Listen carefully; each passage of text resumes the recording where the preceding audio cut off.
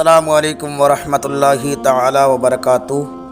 معزز ناظرین، ہمیں امید ہے آپ سب لوگ جہاں کہیں بھی ہوں گے خیر و عافیت سے ہوں گے، اور اللہ رب العزت سے دعا ہے کہ آپ سب کو جہاں کہیں بھی رکھے شاد و آباد رکھے۔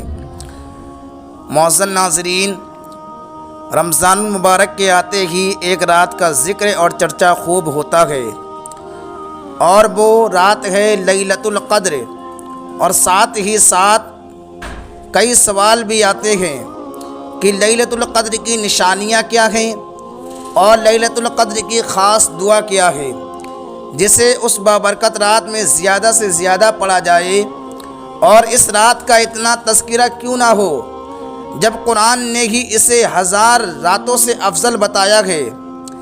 یہاں پر ہم نے حدیث کو دیکھتے ہوئے لیلۃ القدر کی 6 نشانیاں بیان کرتے ہیں۔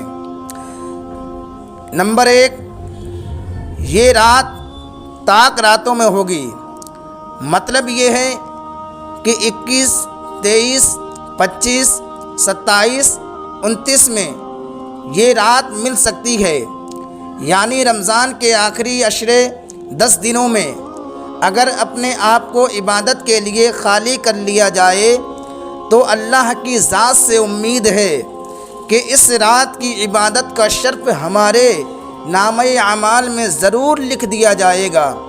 نمبر 2، اس رات روشنی کچھ انوکھی سی ہوتی ہے۔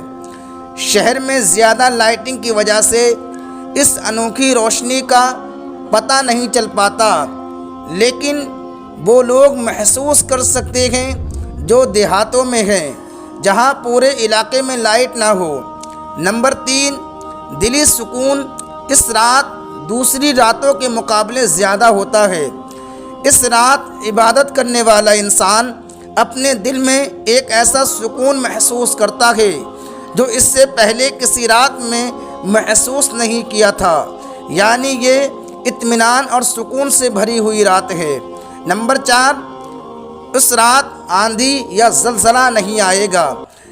لیلۃ القدر کی رات میں موسم بالکل درمیانی ہوگا۔ اس کے بارے میں عبداللہ ابن عباس رضی اللہ تعالی عنہ روایت کرتے ہیں کہ یہ رات بہت ہی پرسکون ہوتی ہے، کوئی گھٹن نہیں، کوئی تنگی نہیں، بالکل آزاد رات ہوتی ہے، نہ ہی اس میں کوئی گرمی کی شدت ہوتی ہے اور نہ ہی اس میں کوئی زیادہ ٹھنڈک ہوتی ہے، بالکل درمیانی رات ہوتی ہے۔ اس رات کے بعد جب سورج نکلتا ہے تو اس میں زیادہ سرخی نہیں ہوتی بلکہ سفیدی غالب رہتی ہے، اور سورج میں کرنیں نہیں ہوتی۔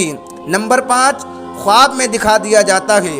کچھ اللہ کے ایسے نیک بندے ہوتے ہیں جنہیں اس بابرکت رات کے بارے میں پہلے سے ہی خواب میں باخبر کر دیا جاتا ہے، جیسے کچھ صحابہ اور ہمارے نبی صلی اللہ علیہ وسلم کو خواب میں دکھا دیا گیا تھا کہ یہ لیلۃ القدر کی رات ہے۔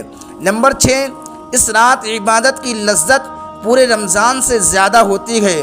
بندہ اس رات رمضان کی دوسری راتوں کے مقابلے عبادت میں بہت زیادہ لذت محسوس کرتا ہے، اور اس کا دل چاہتا ہے کہ وہ عبادت میں لگا رہے۔ اللہ ہمیں اس رات کی عبادت اور برکت نصیب فرمائے، آمین ثم آمین یا رب العالمین۔